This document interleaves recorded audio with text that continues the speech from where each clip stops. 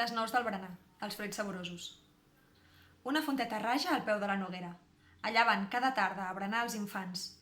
Potser la font n'imita els salremorejants i la noguera a tots els fa de mainadera.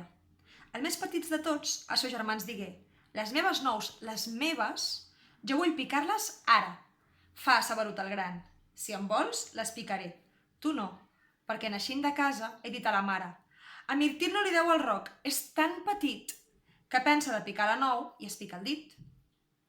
«No ho creguis», fa el menut. «Agafo el roc, veuries, sense cap dit a sota». Ningú no el creu de res. Com que el fa de gran es plau en tiranies, Mirtil pica de peus i crida com ve. I, amb el rebec, les nous per terra cauen totes. El gran gira l'espatlla dient: «Tu sempre votes», i ja l'oblida, amb aire superbament serè. L'altre germà, però, que de reüll se'ls mira, veu que Mirtil, picant de peus, en dansa d'ira, sense saber-ho, esclafa les nous que li han caigut. Va vers ell, distret, com de no res temut. Pren cada nou, la menja, ningú no se n'adona.